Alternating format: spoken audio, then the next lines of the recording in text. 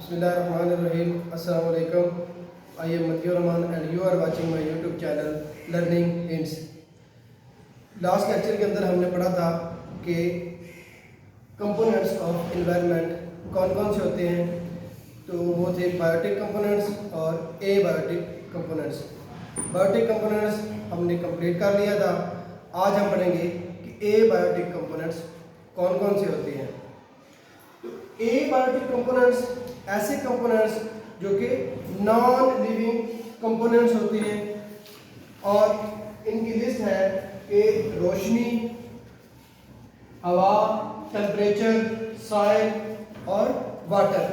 One by one करके इनको discuss करते हैं और इनके की पॉइंट्स देखते हैं कि इनका रोल क्या है। तो नंबर 1 है जी लाइट। तो अल्टीमेट सोर्स ऑफ एनर्जी है।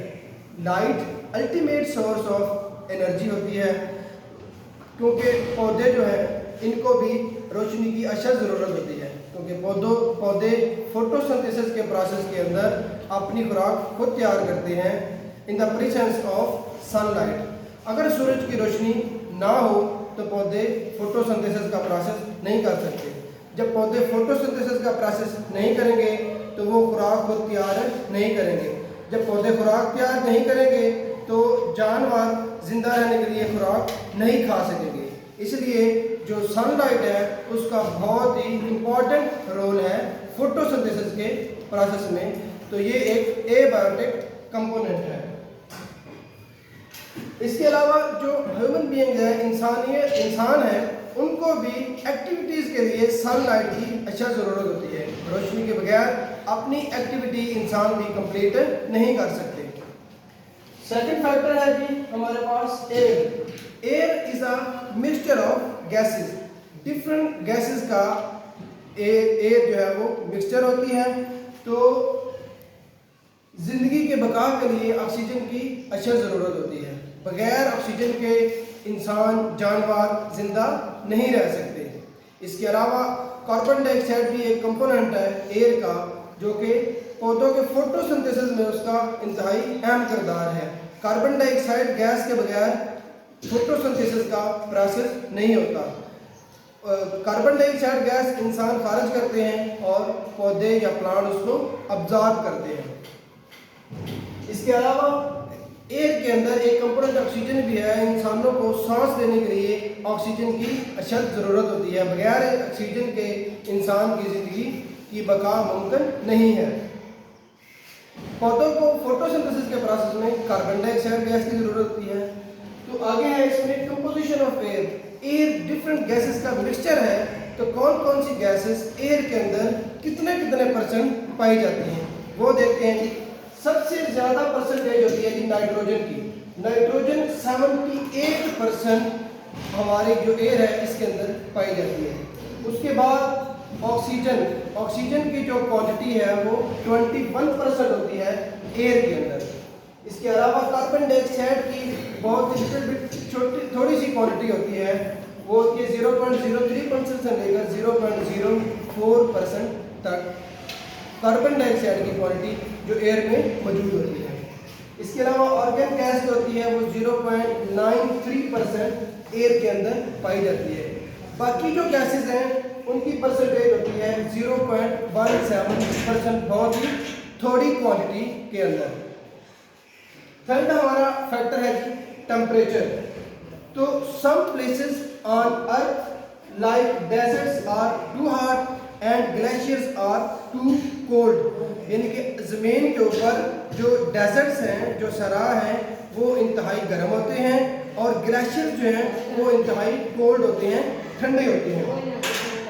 सरा के ऊपर डेजर्ट के अंदर जो टेम्परेचर है उनका डिफरेंस बहुत ज़्यादा पाया जाता है। दिन के अंदर टेम्परेचर बहुत ज़्यादा होता है जिससे बहुत ज़्यादा हॉट होती है, बहुत ज़्यादा गर्मी होती है। और नाइट टाइम जो है वो टेम्परेचर डाउन हो जाता है और ज़्यादा ठंड होती है। जो मोस्ट ऑर्गेनिजम्स एक्टिव टेम्परेचर है कि जो ऑर्गेनिजम्स को एक्टिव रखने के लिए जो टेम्परेचर होता है वो होता है 0 डिग्री सेंटीग्रेड से लेकर 45 डिग्री सेंटीग्रेड तक। इसके अलावा जो टेम्परेचर है वो इफेक्ट करता है ह्यूमन लाइफ को इफेक्ट करता है, प्लांट्स को इफेक्ट करता है, एनिमल्स को अफेक्ट करता है। इंसानी बॉडी का टेम्परेचर होता है 37 डिग्री सेंटीग्रेड, लेकिन अगर इन्वायरमेंट का जो टेम्परेचर है वो 37 डिग्री सेंटीग्रेड से इंक्रीज कर जाए तो इंसान जो हॉटनेस है, जो गर्मी है, वो फील करता है। लेकिन अगर टेम्परेचर 37 डिग्री सेंटीग्रेड से डिक्रीज हो जाए, कम हो जाए, तो उससे इंसान जो है वो ठंड फील करता है। इसलिए जो टेम्परेचर का इफेक्ट है वो ह्यूमन बीइंग्स यानी कि इंसानों के ऊपर भी होता है, एनिमल्स के ऊपर भी होता है। इसके अलावा जो प्लांट्स हैं उनके ऊपर भी टेम्परेचर काफ़ी हद तक अफेक्ट करता है। नेक्स्ट हमारे पास फैक्टर है जी सॉइल यानी कि मिट्टी। Important for plant growth. Plant growth के लिए सॉइल बहुत ज़्यादा इम्पोर्टेंट है।